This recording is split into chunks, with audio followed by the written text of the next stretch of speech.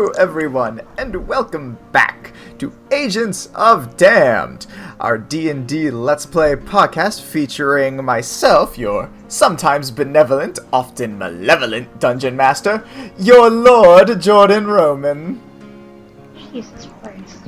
What the fuck was that part? Oh, I'm sorry. Did you notice the little extra thing I added? Lord, your lord. Are you high on your own supply there, my dude? No. Actually, that's not the case. That was also not a joke. I'm actually a lord. Wait, what? How are you a lord?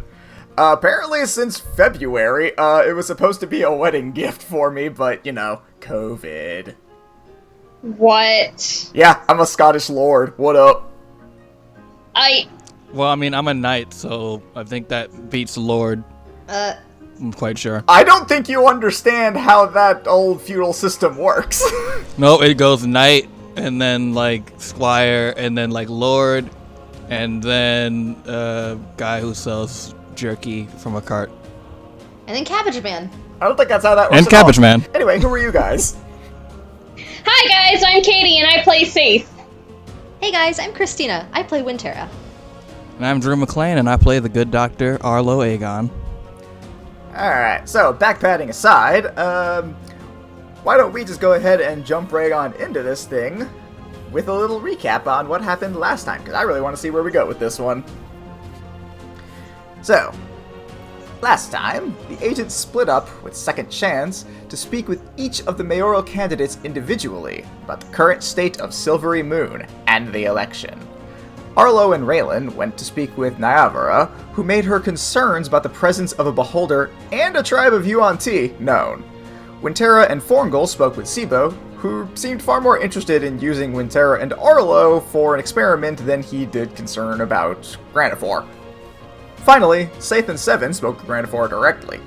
While trying to stay on Granifor's good side, Saith learned that Granifor had been nursed back to health by the Yuan-Ti nearly a year ago. While recalling this tale, Granifor nearly flew into a frenzy. However, his aide, Sisava, used a strange charm to seemingly calm Granifor back to his senses. After regrouping, Raylan suggested that each team head to a tavern to fill their bellies and listen in on the town gossip. Arlo informed the other agents that Big Betty's was in town, so the group merrily made their way over. However, they were met by Ash before they could enjoy their meal, and the Fiend sat at their table to speak with them. Arlo activated his speaking stone to allow Ryan to listen in on the conversation, seemingly unnoticed by Ash. The agents learned that Ash had used a scrying spell to learn about them after the events of Neverwinter. Not only that, but they also learned that Ash's only goal in his attempt to destroy Neverwinter was to spread misfortune and chaos, as directed by his goddess, Bishaba. As he made his way out of the tavern, Ash left the agents with a warning. Don't get in my way again. Next time, I won't be feeling nearly as hospitable. And so we resume our tale. Ash has just vacated the premise, and before we get to any actual real decision making, we need to make some saving throws because your food has arrived. Well, before, like, the food even, like, did my whole thing work with the speaking stone? Like, did Ryan, like... Oh, yeah, no, that fully worked. Get people there or some shit? I mean, she overheard the conversation. And all of your fucking dick jokes. Yes, she heard those too. That was, like, a dick joke. It was just a really, really good one. There was a lot of dick jokes in there. But yeah, It was, like, only, like, one or two. She did overhear the entire conversation. However, she has not chimed in yet over the speaking stone, which, unless you've turned it off, is still on. Logically, you would assume she has not spoken up because she is not sure what Ash's proximity is to you guys and does not want to give away your trick. Yeah, then I would, I'd say Arlo would, like, as soon as, like, Ash was, like, out of, like, line of sight, he, like, pulled the speaking stone up and was like, Ryan, can you hear me? Yes, I can.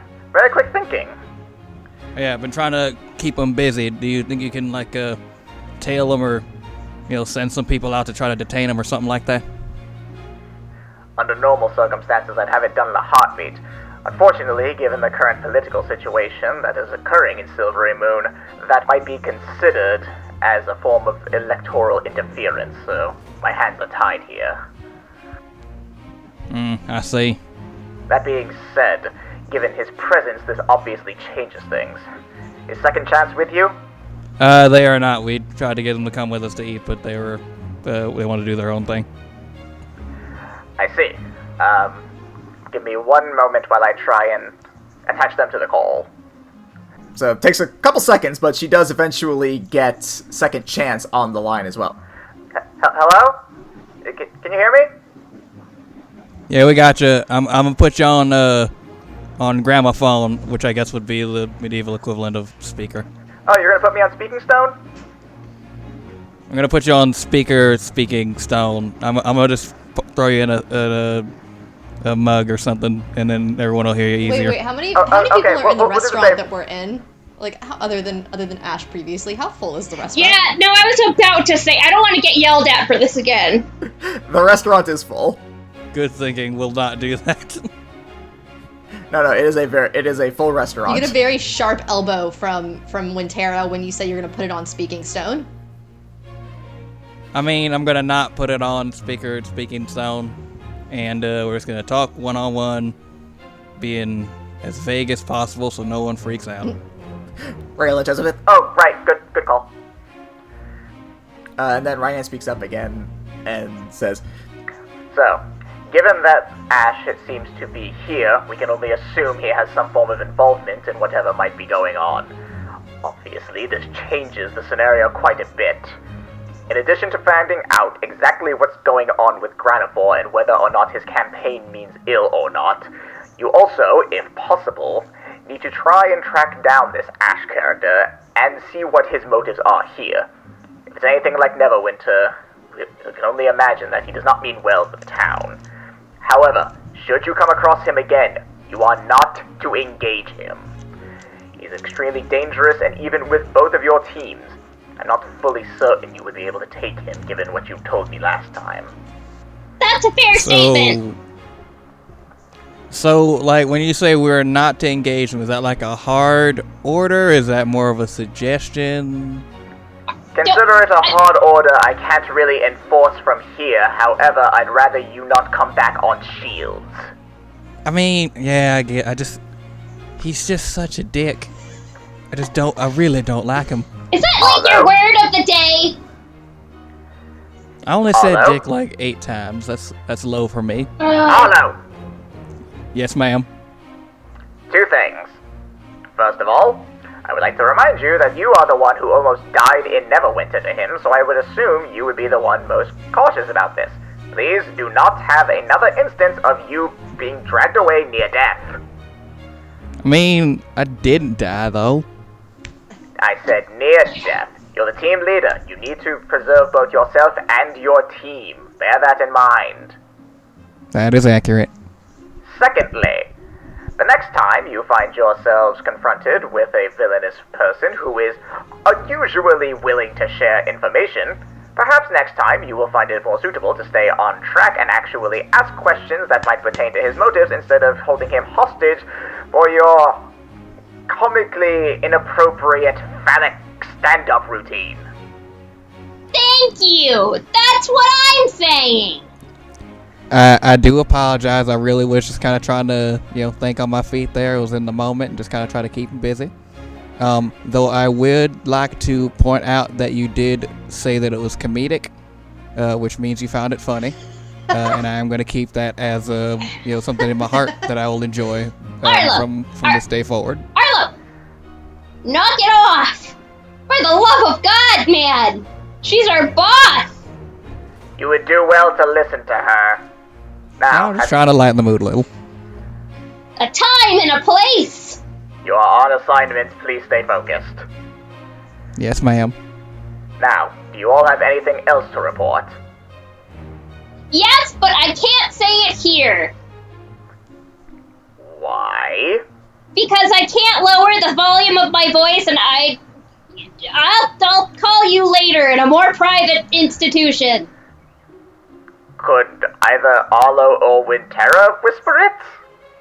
How would I tell them? I haven't had the chance to relay the information. Ah, so it's something only you are aware of. Yes. Very well then. In which case, I would prefer if you all were to contact me later on when you are able to speak more freely. Yes, ma'am. Thank What's you up? for your time. Aye, Captain. There are still hours in the day, so any other work you all have to do, I will leave you to it. Report back before the end of the night, and remember, be vigilant. Do not let this character sneak up on you, and do not engage him directly if possible. Your lives are just as important as this mission, so see to it that you return alive. All of you. Understood. Ryan out. And you hear it kind of like partially go static for a brief second, and then from the other end you hear, yeah, I guess we'll keep investigating on our end and just meet up later. Sound good? Or what are you thinking? Okay, bye. Does Saith just like reach over and like hang up on Arlo speaking stuff? The food is there and she's hungry. She's like, hey, bye, and then like slaps the fucking stone out of his hand. You know she was referring to you and she said all of us in terms of not dying. Hey. I'm gonna remind you that 1, I did not die. 2, I saved your life like I think twice now.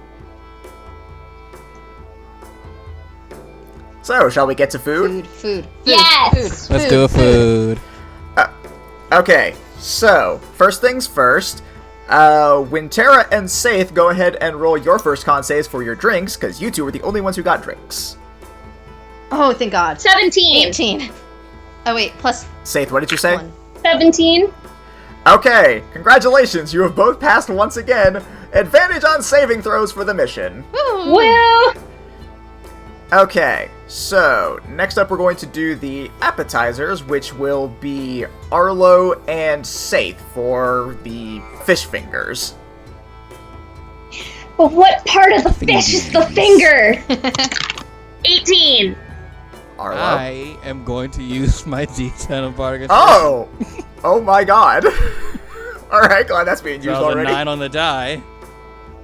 And we're gonna add... Oh, fuck yeah, 6. Okay, so what does that bring you up Alright, to? so that's gonna be... Got an 18. Okay, you both have resistance to psychic damage. Woo! And now, I sure hope for that comes up. I already picked out all the things you're going to be fighting, so if psychic damage comes up, it comes up. Finally, we come to the entrees. Now, correct me if I'm wrong on any of this, but if memory serves, Wintera, you got fish. Just fish.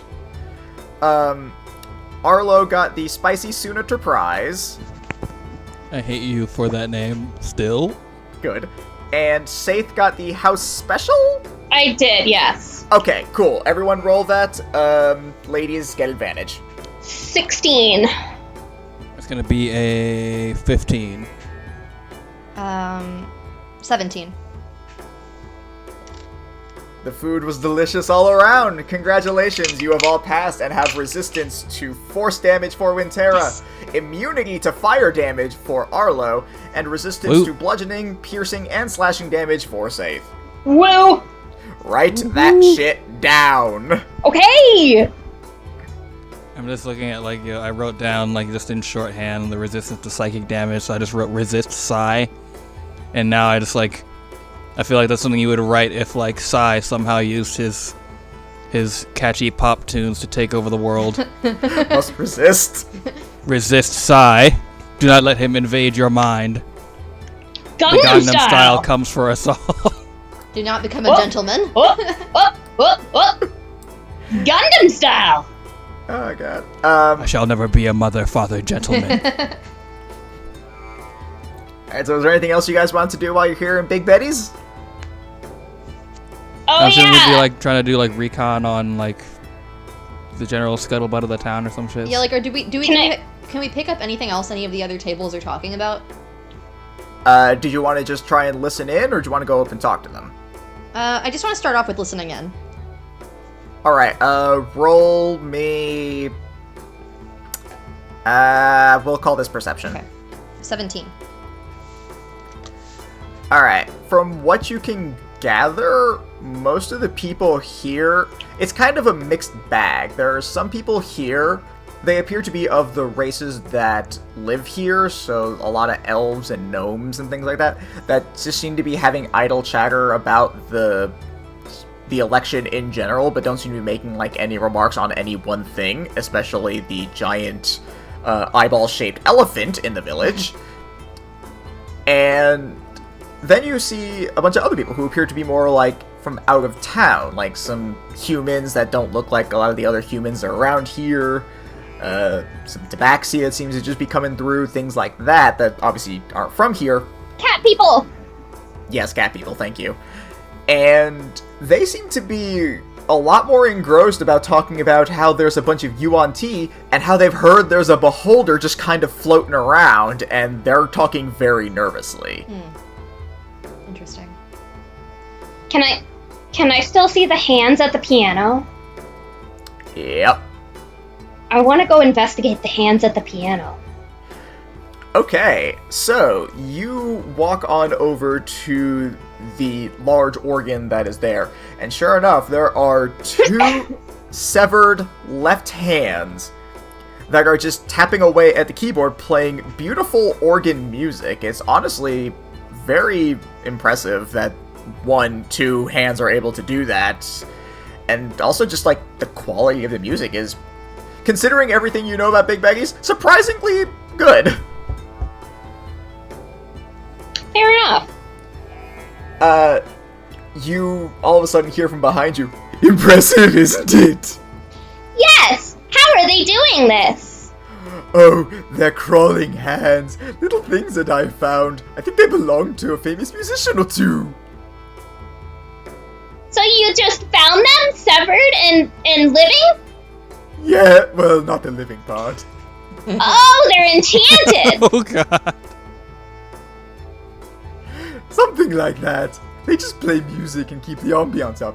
In fact, I've heard some people say that when they really feel the music, that they feel like they're a little bit better for it." No kidding! "No, I'm not." Fucking literal everything. Just I love Big Betty so much. I mean, if we've learned anything about Betty, is that, like, you know, Betty doesn't kid, but Betty will kid around all day. She doesn't know she will, but she will. she's just gonna stand there listening to the music, tapping her feet for a minute. Okay, so while you do that, I would like you to actually roll me a charisma check. Not a saving throw, just a check. 19. Arlo and Wintero, would you guys like to partake of the music as well? I am thoroughly unsure, as the nature of the music has been vague, and I know that is intentional. So... The nature of the music being vague is because I'm not a music person, and I don't know how to fucking describe it other than just, yeah, it's good. It's I was talking music. about, like, the effects that the music will have, and I was The fact that I didn't say what happened after she rolled a 19. Yeah, no, that's fully intentional. Yeah, this could go poorly or not so poorly. As is the way of Big Betty's. I'm gonna partake of the music. I'm gonna listen to the music a little bit. I'm gonna do that. Wintera? I am thoroughly unsure, so I'm going to say if I roll a 1 through 10, that she will not. And if it is anything higher than a 10, she will. Alright, so we're gonna treat this like a death saving throw. She Alright. is going to partake in the music. Okay. This is going to be fun because I have no modifier to my charisma. Let's see how this goes. Alright, both of you roll me a quick charisma check. I also don't have any modifiers to my charisma. This will be interesting. Cool. I had a roll plus is my favorite. 3. That was a 5.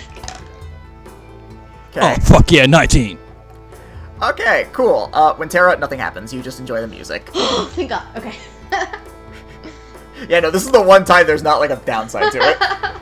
Okay. Now, as for Arlo and Say, the music has moved you, and you guys really do feel like you feel empowered, like you can do anything.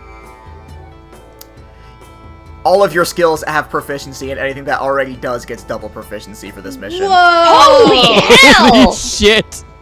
What? Yup. Are you serious? No, I take it all back. Yes, I'm serious. All skills get double roll. No. Only your skills that already have proficiency, like for you, I imagine, Yeah. stealth. Sorry, That yes. gets double proficiency, but things that don't, like probably, I don't know, athletics, I imagine you don't have proficiency in. For this mission, you do. Nice. Basically, you get, I think it's the Bard's Jack of all trades, I believe it's what it is. Yeah. Yeah, so you I think, guys get... that higher level, I think it does that. I think like lower level, it's like half proficiency or some shit. I haven't looked at Bard a lot. I have never played a Bard, and I'm not sure if I will, because I haven't had a good idea for a Bard yet.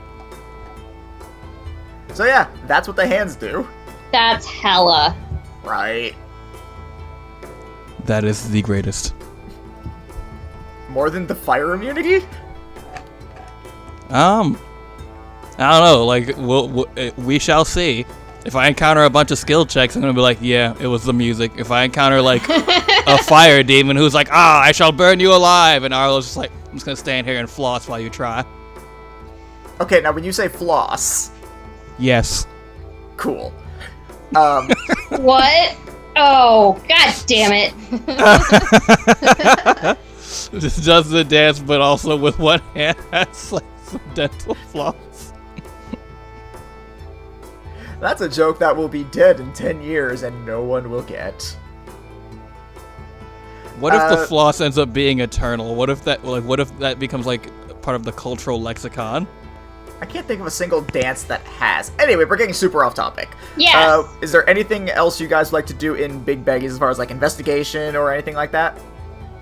You said Ash was sitting at another table before, right? Yes. Are there other people at that table, or is it still empty? No, he was alone. Is there anything at the Yeah. table still? No, he brought his stuff over. What all did he have, as far as like what he brought over to our table? He just brought over like some booze and food. But what booze? Yes, and but food? what kind of food did he have? It's nondescript, he doesn't get the Big Betty bonus. Oh, okay. Making sure. He can kick your asses without it, I don't need to buff him. I mean, you never know. Yeah, exactly. You gotta double check sometimes.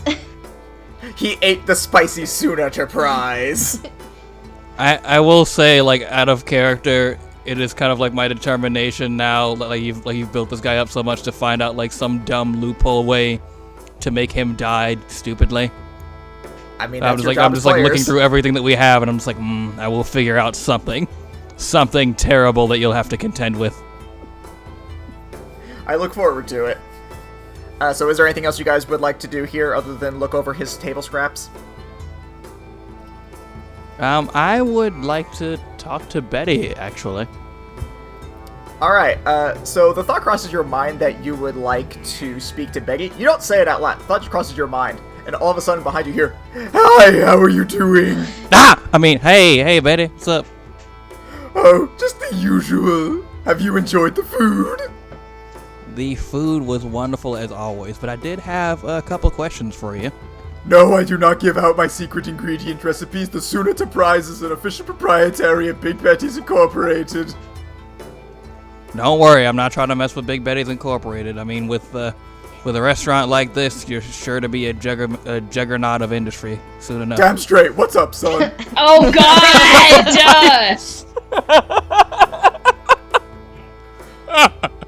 All right. So Betty, I actually I wanted to ask you about your customer that was here with us before, the greasy-haired, smelly guy. I believe his moniker is Fuckboy Supreme, but he also calls himself Ash. Stop with the fuckboy supreme! I will stop when I am dead and in the ground. Oh, you mean the guy who sat with you? Yeah, that guy. What about him? Does he come here often? Do you know anything about him? I mean, we're curious to find out about this fella. We had a rather interesting conversation with him, and we just kind of wanted to get a feel for his vibe. You know what I mean? I've literally never seen him a day in my life. Has anyone else who works in the restaurant seen him before?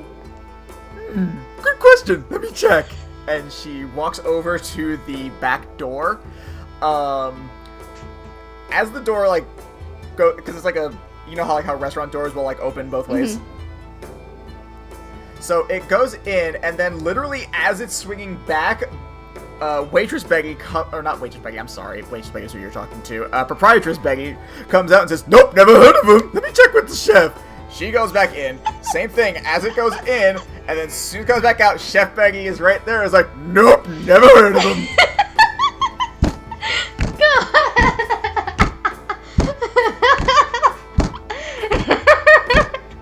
That's the sound of my head on my own table.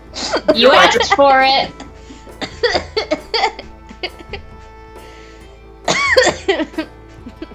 She dips back in one more time, and at the same speed, waitress Becky comes back out and says, "Sorry, looks like no one's heard of this guy." That is alright, Betty. Just wanted to check in with you. Thanks for the excellent food and service. But of course, we live to serve. My god, this is gonna be the death of me. Did you save room for dessert? I am full up. I too am quite full. Very well. Well, if I recall, your blonde-haired friend paid for your meal, so you all are free to go. See you again! He paid for our meal? Yes, he dropped a platinum just to show off. Oh, fuck. Yeah, I forgot about that. Jerk. Oh. Can we just pay for our meal and then grab that platinum? He gave it to Big Betty directly, so no, not without stealing from her, and I'm not sure you want to let's steal not from a do that. hag. No, we do not. So no, you super can't. I mean, you can still pay for it if you want, but she just gets a free platinum. Should we have principles or just, leave it be? That's an open forum question. That's a good question. I'm also just going to go ahead and say, similar to last time, I did not make prices, so maybe just take it and Yeah, go. just take it and go. Yeah, that's fair. We just say that we each pay a gold or some shit. Food does not cost that much in D&D. Fuck's sake, fine. If you guys want to pay a goddamn... I'm trying to help you save money. We will not accept money from terrorists. We do not negotiate with. We don't associate with such a supreme level of fuckboy. Alright, so we each. Okay, fine. Everyone take a gold off of your sheet because Andrew's a man of honor. Fair enough. With pleasure. Oh my Christ. Alright, so we head out.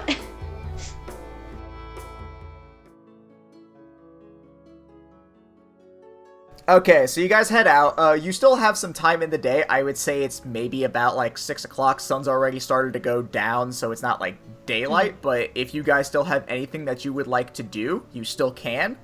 Saith, I will remind you that once you guys call it a day, your haste effect will wear off. Yep. When Tara is. So how many. Are there a lot of people around us right now? Or are we kind of just walking through Less than there were during the day, but there's still some people around. Okay. So when Tara turns to both of them and she says, "So, when I was talking with the guy earlier that I went to go see, he mentioned that he is trying to get help with a thing he's doing, and he needs help from us because of magic use, and so I don't know if you guys want to go check it out, but he sounded okay." I mean, what was he offering in return, or did it seem like it would help with the mission, or that we could at least get some either monetary incentive or some sort of stuff that can help us with the mission? There was a lot of stuff, the... and I have not seen really any of it, and I've learned a lot of new things, and these things were all new things, so I don't know. And she smiles really big. On a scale of 1 to Saith, how big? Bigger. Oh my god. You know that uncomfortable smile when someone's like, ah! that kind of a smile. Gotcha. Arlo looks at her smile with her bare teeth and listens to that whole statement, and it slowly sinks in that he sent the two bear people, nature druids who barely know how to operate their speaking stones to talk to the tech guy, and he's like, internally he's like, that probably wasn't a good idea. Might as well drop in, see if there's anything they might have missed. Fair enough. I suppose we could take a little bit of time before we call it a night to go stop by the old man's office.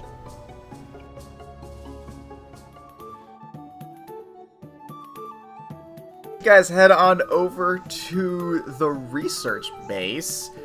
Once again, Wintera, you come across the large metal door with the blue crystal in it.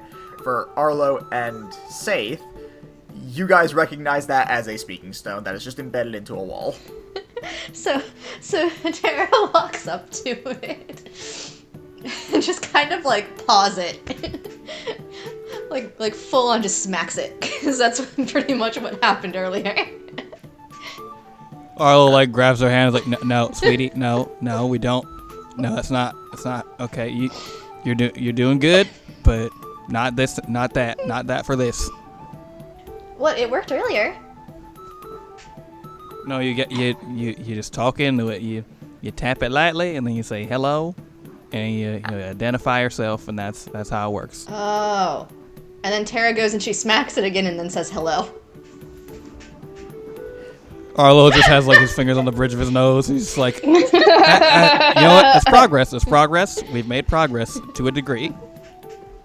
Hello? Hey, I'm back, and I brought my friends. Oh, yes, wonderful. Please, come in. And once again, the door, creaks open. It's got a lot of weight to it, and it does, fully open for you guys. Tara kind of half covers her mouth, and she, turns over. She's just like, he talks really fast. I see that. We'll try to keep up. And so as you guys walk in, Wintera, you see a lot of the same things that you saw before, but everything seems to be kind of moved around. There's a few things that you don't remember seeing. For our less nature-inclined friends, what you see is all sorts of magical technology. So you see something, some of it looks kind of familiar, some of it not so much. There are some things that look like really advanced forms of armor, almost like what in our reality would be a battle suit.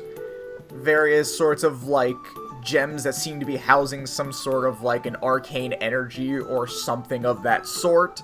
And then as you guys are walking by, out from under a table where Saith is walking near, Sivo wheels out on a cart. It's there you are!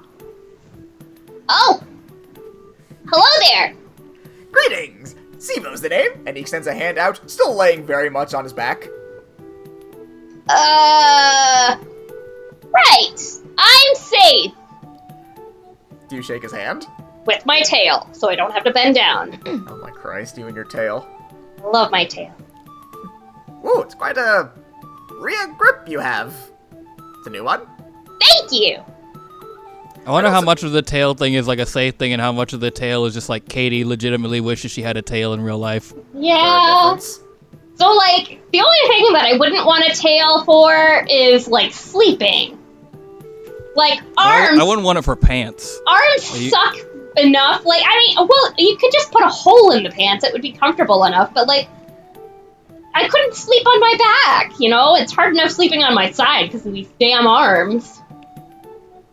But then you could now possum it, as we have established with Saith. That's fair. Anywho, so Sibo picks himself up off the floor, and still looking at Saith, it's I don't suppose you would be the cleric, would you? Oh, no, that's him! Arlo kind of leans in and tips his hat. I'm Arlo Aegon, pleased to make your acquaintance there. Same. Wonderful, I'm so glad you're all here. And then he turns back saying, I don't suppose you're a different type of caster, are you? I recently came into some magic, but different magic. Interesting. What about her, if I might ask? Meow. What'd you say? That was the cat. It meowed. Oh. He's I still thought look- like Safe just said Mao as her answer. so what did kind of I, magic and do I you was do? Super confused. Mao. Just safe meowing. If that's all that happened, he's still looking at you expectantly for an answer because, believe it or not, he doesn't believe the cat is your legal representative. I mean, she literally just points at the cat. The cat is the source of... Is the cat the magic one? Yes! Ah. I'm going to assume familiar. Let's go with that!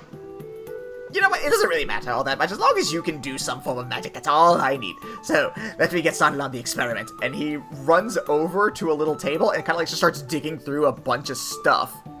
But what he ultimately pulls out is, what looks like a backpack, like a very small compact backpack, something that you couldn't realistically put anything into.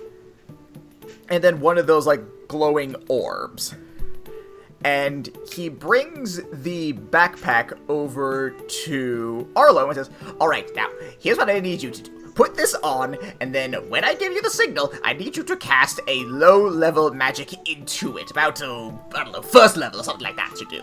Oh, hold on there, partner. We haven't agreed to anything yet. We just came by to say hey and kind of suss out the, Did she not nature tell you of the what arrangement. Did she not tell you anything? She told us the basics. We know. Well, now we know what you want us to do. I mean, but also, we are here on business. If this isn't going to be directly helpful to said business, we may want to know what kind of, I suppose, compensation will be dispensed afterwards. Ah, well, in that case, the things I'm having you tell are actually prototypes of special things I have. Now, they're not the only copies of them, so if they do function the way I believe that they will, then you are entitled to have them. Interesting. I can roll with that. I do have one additional question before we begin. That being? Would you be able to, and he kind of leans in to whisper to him, maybe run some tests on that cat and see, where the hell it came from? Leave my cat alone! I whispered. You can't just automatically know it. He's got a point. Ah! Sibo's face lights up, and he just whispers back to you, I would love nothing more. Arlo gets a semi-sinister, just kind of relieved smile on his face. He's like, all right, we're in The business. cat hisses at you angrily. Arlo winks at the cat. So the next thing that Sibo does is he goes over to Wintera and hands her the orb. It's like, alright, now, I'm going to need you to cast something a little bit stronger into that one. And he kind of just moves you around a little bit. It's like, alright, let's say now, third level. Can you do that? And she just kind of is holding it like you'd expect someone who's not sure they are not going to drop something would hold something, and she's like, I think so. Alright, he kind of repositioned your arms a little bit so that you're holding it in a way he kind of wants you to. It's like, alright, now do it! He said third level, so she's going to call lightning into it. You don't need a specific spell, it's Okay. the act of using a spell slot. Okay. Cool, roll me a perception check as you do that. Alright. Okay, so it's a 15 on the die, and I have 5 to perception, so non-nat 20. Ah, very nice. So, with that perception check, the sphere starts to glow, and as the energy is, about to be let out from it, you realize that the way he positioned you, you are pointing it at Saith. And it goes off, and a large fiery beam goes out and detonates like a bomb right on her. Oh no. Rude? And when it clears, she is on the ground unconscious. Arlo. Fucking rude! So as you see this happen, you almost subconsciously forget about this whole experiment and just sort of activate a first level spell almost without thinking. the backpack that you are on opens up, and a pair of large metallic wings burst from it and send you rocketing over towards Saith. And she is... And as soon as it does, your hands land on her, and she is right back up. Well then. It worked! Yes! Oh, that's wonderful, wonderful, wonderful, wonderful. I'm so happy that she managed to work. Ooh, that could have gone bad in so many ways. What the hell just happened? Yeah, ditto on that question. Ah, well, and first thing he does is he goes over to Intera. This is something called a star bomb. It actually takes special magics from some creatures native to the Midnight Wood, just to the south of here. Things called starflies. I'm sure your friend here can tell you, being she's a native. They're creatures that dine on the natural vegetation of the land, and since it's tied to the Fae, the land actually doesn't really absorb light from the sun, but rather from the moonlight. And because of that, they actually glow like stars on the canopy. Well, I managed to find a way to convert that energy into a magical blast that is contained in here. Now, don't worry, the creatures in there are perfectly fine. It's very safe. I'm not a monster or anything like that. And as for you, my draconic healing friend, the thing you are wearing is a device of my own creation that I have dubbed the Wings of the Valkyr. It allows you to use a little bit of magic to fly over to someone who has fallen unconscious and resuscitate them back to health. Alright, that is a very useful invention, and granted, should it come to mass production, it will help save a lot of lives. But I will also say, maybe a little bit of warning next time that you're gonna roast our friend there. Yeah, no kidding! Well, if I did that, you wouldn't have agreed. That is accurate and kind of the root of the problem. Well, the good news is that the experiment was a success, so those two items, as far as I'm concerned, are yours for the keeping for your assistance. You know what? A lot of weird shit has happened today. I'm gonna let that go for the time being. Excellent! I'm gonna put that away in the vault. Alright, I'll get you guys the specifics on those things later. The next thing that Sibo does is he walks over to, like, a sort of mannequin stand that has this weird sort of get-up on it. It has, like, a bunch of, like, metal tubes and rubber piping and stuff that connects. It also is, like, a backpack-type deal, but it leads to, like, this large thing on, like, a large device on the right arm. It says, "Now for you, my newly toasty friend. This is what I'm willing to offer you. I've already tested it, and I know it functions most times. However, it should allow you to experiment with your newfound magical abilities in ways you never knew was possible. Come, try it on. I promise it won't blow up." Okay. Now, what I need you to do is, and he points you, like, just towards a random mannequin. I need you to put a first level spell into the device. And similar to them, it's just like using a spell slot. Fair enough, okay. Alright, roll a d6 for me. 5. Ooh, that's a fun one. So, you hold out the hand for it, and the machine starts to glow. There's, like, electrical energy crackling in the metal tubing on the back, and that energy goes through the rubber tubing into the hand, and it creates fog coming out of it, and envelops a 20-foot radius sphere at the point in front of you. And you realize that that was Fog Cloud. Nice. Ah, so that's what it landed on this time. Interesting. That is actually a rather unique invention I got from a far-off land. Well, the materials I got from a far-off land. In design, I managed to find a way to replicate it here. That is made of a special metal called Mysium, and what you are wearing is called a Mysium apparatus. It allows you to use spells not normally associated with whatever your particular caster class is. Oh, okay, interesting. And the way this actually translates, I'm not going to read the whole thing because it is a chunky bit of info. But basically, you can, with an action, cast a spell on it that is of an appropriate spell slot for one that you have and still uses a slot. But it is... hold on. I may have misread it. Okay, so you can basically pick any spell from your class. So like you can cast any warlock spell while you wear it, regardless of whether you have it prepared. However, before doing that, you have to roll an Arcana check of DC 10 plus twice the spell's level. Okay.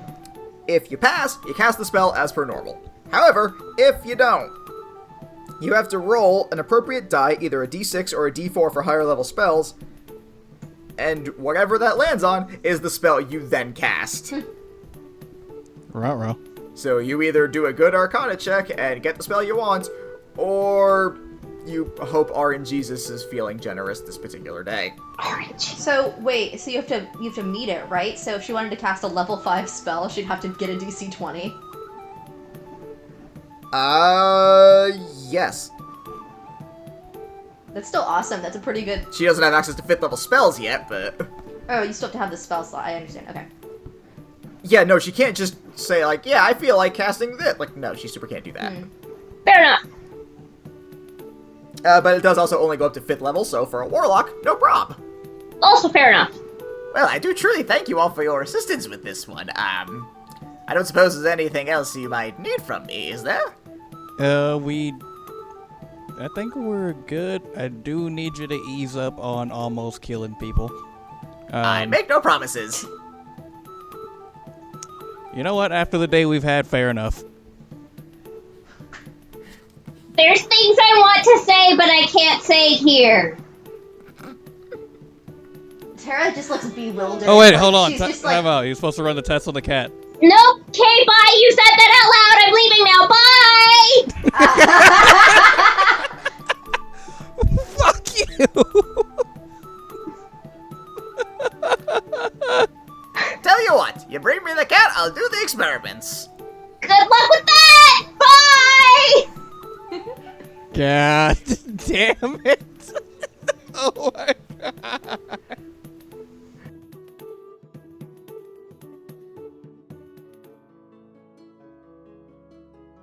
At this point, I would say I'd say that took you maybe like about an hour to get there, go through all that madness, and then such. So I'd say it's about like 7 now, sun is fully down. Anything else you guys would like to do before calling it a day? Well, I want to get to a safe place and relay the information that I got. If you do that, that would basically be like, unless you just mean like with Arlo and Wintera, I'm assuming that would mean going back to the hotel and reconvening with Second Chance. Yeah. Alright, so you guys make it back to the hotel, and Second Chance is there in the lobby, just kind of waiting on you guys. I see you, and Raylan comes up and is like, you guys managed to do everything you needed? Yes. Alright, let's head back up to let's go up to, I'll say, our room, and then we can call back the boss and talk things out, see what we've figured out, and try to establish a plan from here. Indeed. So you guys head back up. Arlo, I assume, is the one who pulls out his speaking stone and reestablishes the call with Ryan. Yep. Ryan speaking. Hey there, boss. So, I take it you're all in a more secluded area now, yes? Yes, ma'am. Excellent. So, what was the thing you wished to tell me? So the Beholder, I don't think that he's the one running the show. Explain. I believe it might actually be the Yuan Ti. The Sneeple. When I spoke to Granifor earlier, he explained to me that he was gravely injured and the Yuan Ti rescued him. And during the conversation, the Yuan Ti used some sort of amulet in order to charm the Beholder back into a calm state of mind. That is certainly interesting information and extremely concerning for multiple reasons. Exactly. I needed to share this, but I didn't want to do so in a public setting. Excellent use of discretion. It was quite wise. I'm learning from the best, ma'am. Brown nosing gets you nowhere. What about the rest of you? Did you manage to learn anything productive that you are now able to share? From our investigation, we were mainly able to discern that the Beholder and his Yuan-Ti friends had not been in town too particularly long, but there is a general unrest and unease about the town.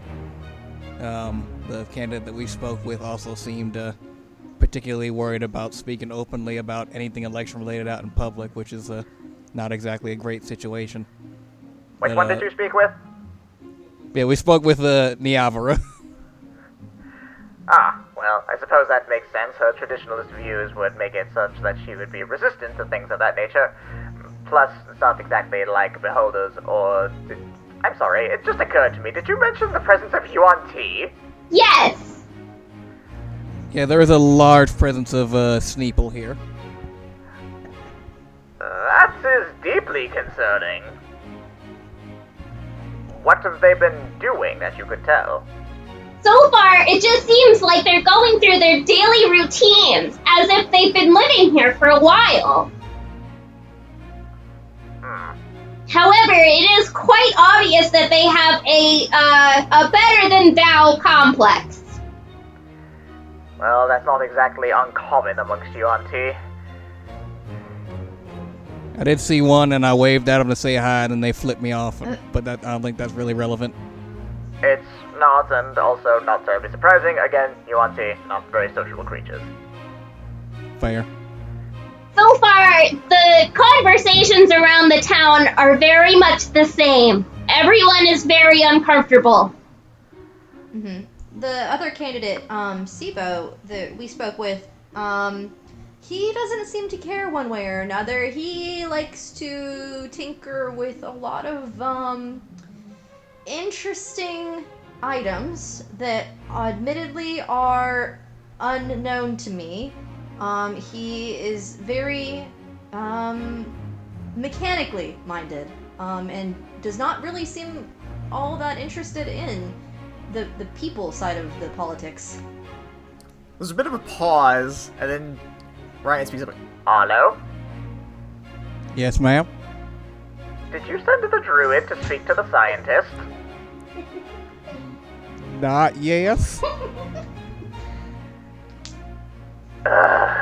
We will discuss this when you return. We went to see the scientist later. That is true. It's, yeah, we did go back and we did speak with them. Fair, I suppose. And I will say, Wintera did excellent at her information gathering. And, even though it was a little bit out of her element, she did perform admirably. And, I don't think we should count her out before she even had a try. Fair enough. Also, out of character, one thing I do want to point out to you guys, the only NPCs you guys have, unnamed NPC townfolk that you have heard speaking in Unrest have been the people who are not, locals. It's been travelers. Everyone else has just been kind of speaking about the election as if there wasn't, a beholder involved or something, or as if it was normal. Fair enough. So I just wanted to point that one out there while you guys are saying, oh yeah, no, there's so much unrest. Technically not. Alright, then I guess we would also relay that general thing to Ryan. We'd say, one thing that does seem additionally odd is that even though we found small pockets of unrest or general unease, it tends to be from travelers or people passing through. The natives of this town are unusually calm about these large sweeping changes. Now, that could just be a general commitment towards rolling with the punches and seeing what life throws at you, but it could be something a little bit more nefarious in nature. Raylan actually speaks up and says, actually, we know something similar when we were in the tavern. It seemed like none of the conversations were about how Granifor was out of place. It seemed like he was pretty openly welcome here, but there were some people who seemed like travelers who just were very concerned. It's almost as though they're under some sort of calming charm. All of Second Chance just has this blank look on their face of just sudden realization of, oh, Yeah, I just figured that out myself. Well, shiz diggity. That does complicate things. Very much so, especially since this charm seems to be the only thing leveling the beholder from destroying everything and going insane. Say, you said you were the one who spoke with Granifor and saw this charm in use, correct? Yes, Do you remember who it was that used it? yes, I do. It was his, advisor, Sestava. It seems like this man may be the best lead that you all have managed to find so far. If possible, see if you can follow up with him without upsetting Granifor. Yes, ma'am. Alright. Have you anything else for me? Wintera, do you have anything that you want to jump in there with? Nothing really. When Tara's just sitting there thinking, she says, I wonder if anyone in the forest has heard anything about what's going on in the town. Might be worth looking into. This is all up to both of you, so I trust both teams to manage to handle this as best as they can. Report back to me tomorrow when you have any new information. Until Yes. then, rest up, agents, and best of luck. Thank you, ma'am. Yes, ma'am. Ryan out. You've really got to develop a professional conversation with that woman. I'm working up to it. I mean, she's literally about to kill you. I mean, I don't know. I feel like I've got a certain charm to my antics. It comes to a point, man. A time and a place. Raylan kind of chimes in, like, not this isn't important or entertaining, but maybe we should come up with a plan for tomorrow? Agreed. Agreed. So, Wintera, you said something about maybe checking in with the forest? My family lives nearby, actually. So someone may have heard rumors or anything else that may have been going on. So it may be worth looking into. My brother and my dad both often wander the forests a lot. My brother's a ranger, so he really kind of tries to keep up with what might be going on as people come through. So it might be worth trying to find out if they've heard anything. And my mother often visits town, so maybe she's heard something as well. That's definitely a strong possibility. So, do we want to do that? And I suppose we could always split up again and have one team look after Sasava while the other one checks in with your I guess it would make more sense for you to do that part, so I guess we could check in on Sasava? Yeah, my dad's a little,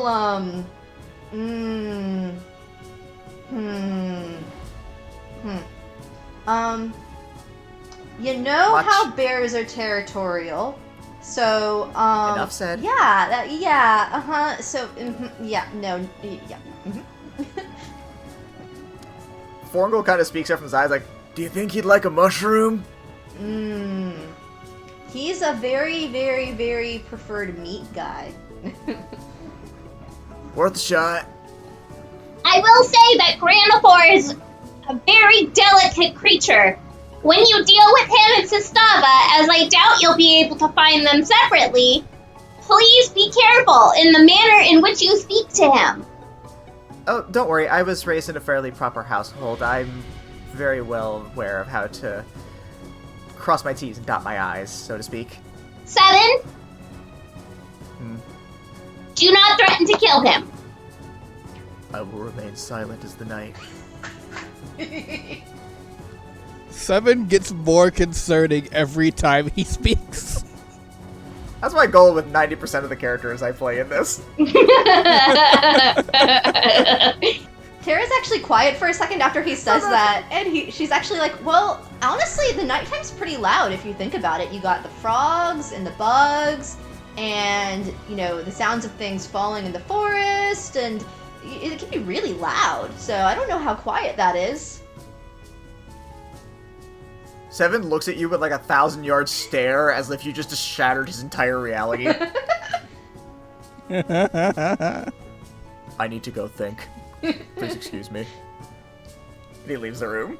All around me are familiar faces.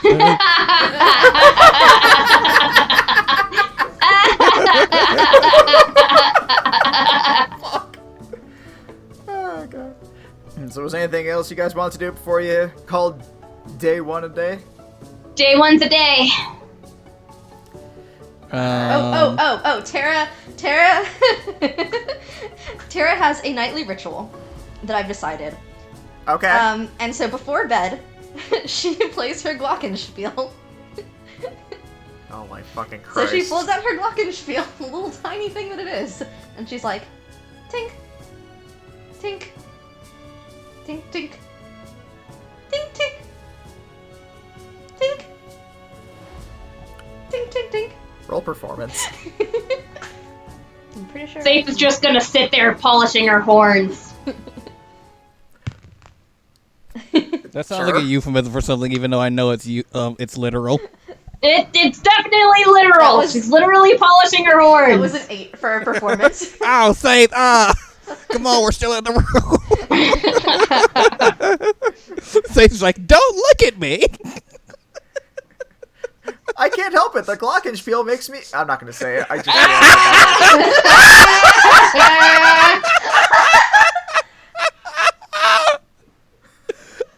So yeah, that was an 8. So it's a very bad performance. Yeah, no, it's not. It's not good. It's not good I at all. didn't say it was. Oh, I know you weren't aiming for it. Arlo leans over to Saith and is like, we gotta get her some. We got to get her some lessons or something. It almost sounds like I'm strangling my cat. Is that another euphemism? God, no! Stop it! Polish my horns now to strangle the old cat if you catch my drift. Oh.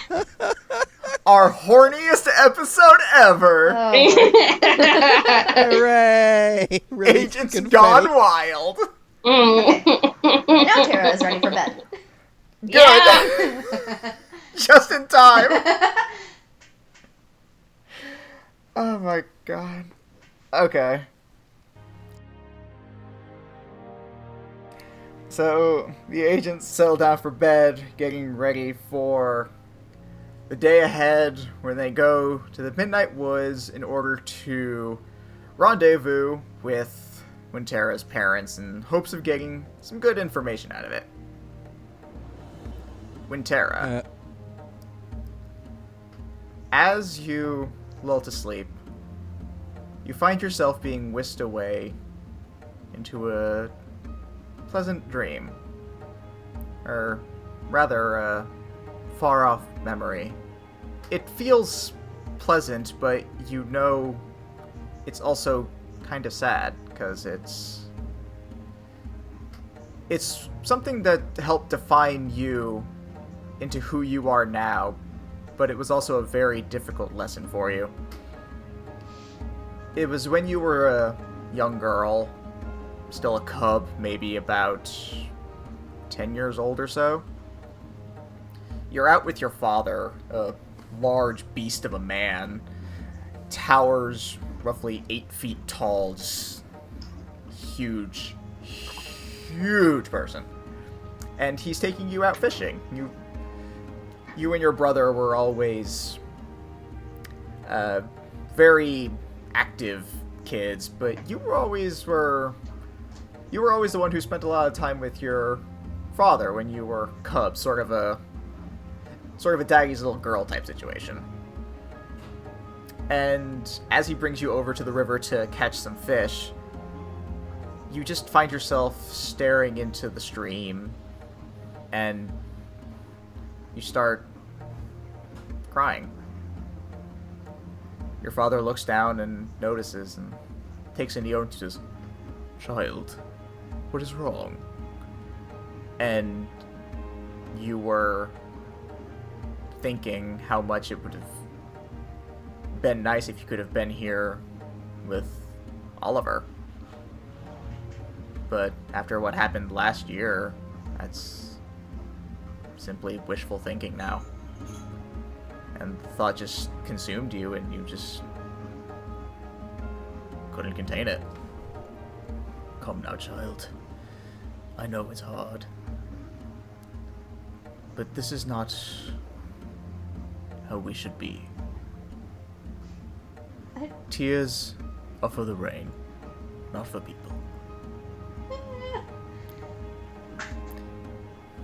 Oliver lived a good life, and rather than mourning his loss, we should live his life for him. He has returned to the earth, and that is something we all must do. I will do it, your mother, your brother, even you. But this is not sad. This is the way nature is. So come now. Dry your tears. Let us live for Oliver. And you do your best to put on a brave face. You know what he says is true, but it doesn't make the pain any easier. But you took those words with you almost every day. It helped shape you into who you were. You realized you couldn't just keep living thinking what was, and instead realizing you needed to live life as best you could, helping preserve it for others, and even going out and seeing what else the world has. That's why you left home when you did. And while you do still miss Oliver, it's in a weird way he's sort of become your motivation to live out your life as best as you can.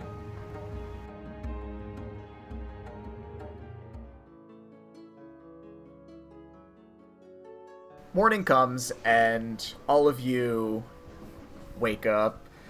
You decide to head downstairs. Just actually, how do you guys conduct your mornings? Don't let me speak for you. Wait, well, I didn't want to interrupt anything, but before morning, that's something I wanted to do during the night.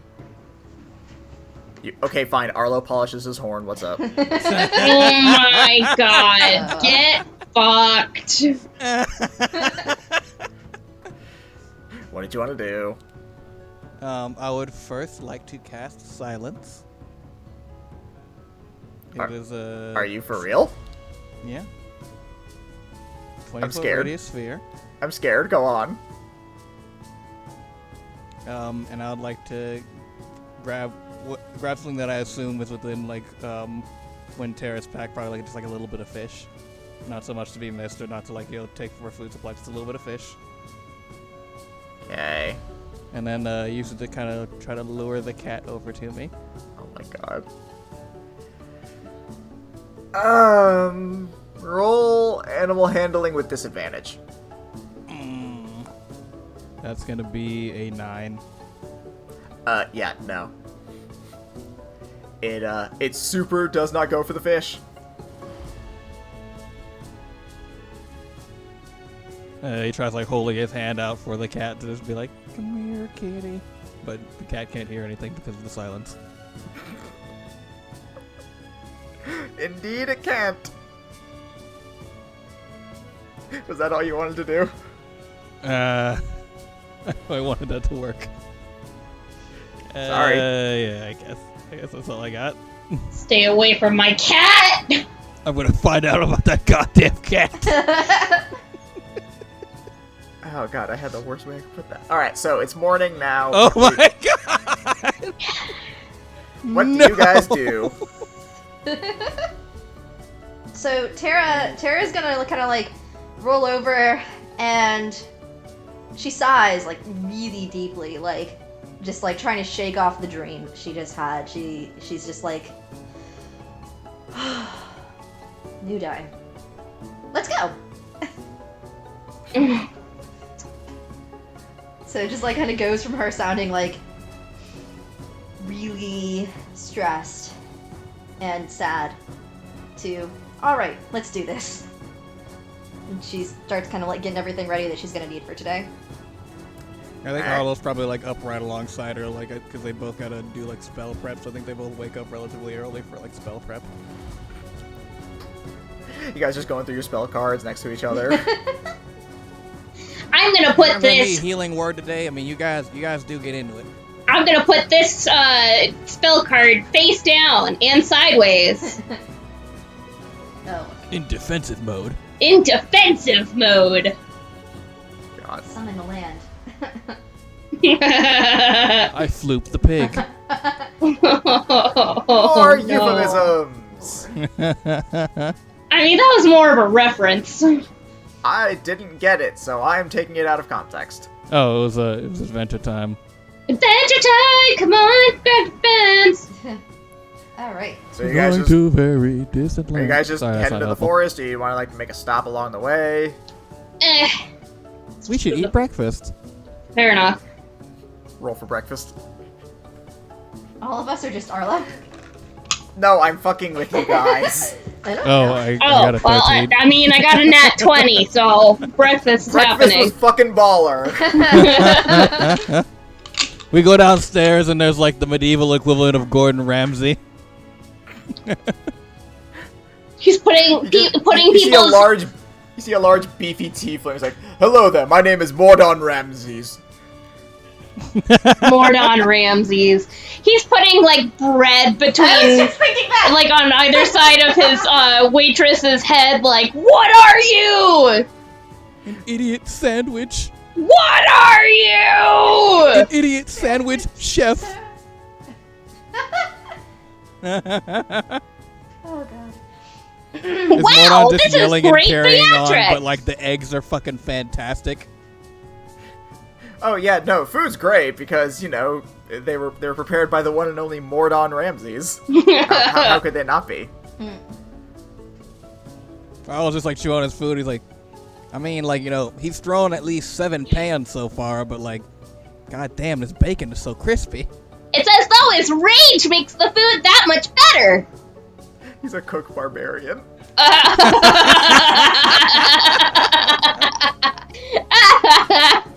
Gordon Ramsay, we say it out of love. Gordon Ramsay's fucking great. My god, if Gordon Ramsay listened to our goddamn podcast, I don't know what I would do with myself. I would die. Cry I would die and then in come back a happy man. happiness.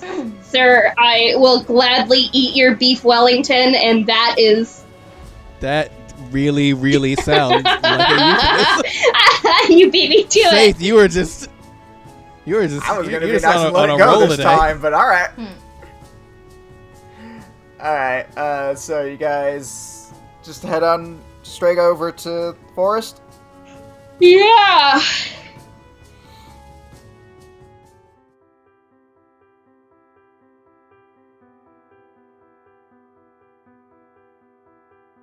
So you guys make your way down to the forest. It's a bit of a trek down there, about, I'd say, an hour out of town.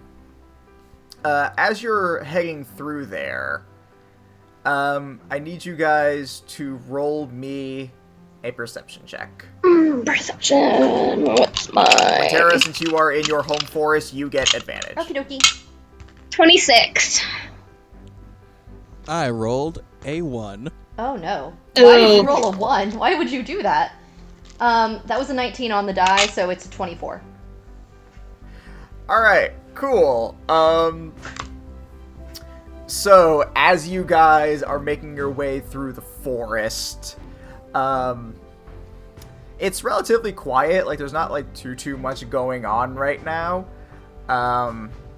You hear, like, birds chirping, there's forest wildlife just out and about. It's like, you know, any other day in a forest. Arlo, you are none the wiser to this part. Doop-a-doo, doop-a-doop-a-doop. But Saith and Wintera, you both notice a large, looming figure hidden within the brush. You can't quite make it out clearly, but it seems to be massive, whatever it is. It's keeping its eyes on you like a relentless hunter. And Wintera, it has an oddly familiar smell. Roll me a dexterity saving throw. Oh, great. 19. All right. Between a 3 and a 19. So- I was like, please. You notice this creature following you, but then for a brief instant, as you pass by a tree, it vanishes from sight. And then, from above, you hear the trees rustling, and the creature jumps down behind you. Arlo, this is the first notice you get of this creature. You just see this giant, massive figure jump down in front of you behind Wintera. And it grabs Wintera from behind, lifting her high into the air. My daughter! Daddy! And that is where we shall pause our tale for now. Aw, That cute. is fucking adorable. Thank you all so much for listening. If you like what you heard, then please head on over to our Patreon at patreon.com/agentsofdams. You can hear our special after show, Peek Behind the Screen, where we'll talk about all this fun stuff, including just how fucking adorable Wintera and her dad are, as well as, you know, Analyze the Dream Part 2, Electric Boogaloo. Of course, you can also catch next episode a whole week before everyone else, so go ahead and hop on over on that. We have also got our other social medias, Facebook at Agents of Damned, Twitter at Agents of D, and Instagram Nice. also at Agents of Damned. We got some plugs real quick. If you are in need of some graphic design assistance, then you need to head on over to Black Feather Graphics. They are a freelance graphics artist, and they have helped us out with the show. I know several other people that they have helped out. Just all around amazing work. You can check out their portfolio at blackfeathergraphics.com. Also, you should head over to Facebook and check out Just Cheesecakes by Tina Rose. It's a local Charlotte cheesecake bakery. Makes all sorts of great things. They got a bunch of pictures up on the Facebook of things so delicious and tantalizing, I can't even pretend to begin to describe them because words just can't do them justice. Take what you think cheesecake is, and now accept that you're wrong, and head over to Just Cheesecakes and look at what a real cheesecake really is. Sorry, everyone not in South Charlotte. You're just gonna have to accept that this is just your reason to come over here. So, once again, that is Just Cheesecakes by Tina Rose on Facebook. And I believe that's all our plugs, right? We don't have anything else to talk about. Nothing important, right? Fuck yourself. Alright, go ahead. Last plug for the night, ladies and gentlemen. Kinetic Concepts Personal Training. Based out of Charlotte, North Carolina. Scientifically tried and true personal training that is specifically catered towards you. In these times where, we're still trying to keep up with social distancing, this is a wonderful time to use a lot of that spare time to work towards some health and fitness goals you may have had. We can go with virtual sessions that are still, tailored towards your particular needs, or we can even do group sessions that, tend to be at a reduced rate and are a little bit less honed in on your individual stuff, but still give you a wonderful workout. Remember, take this negative and turn it into a positive. Really start working towards those goals that you had long held and, making your life a little bit better once things are, solid.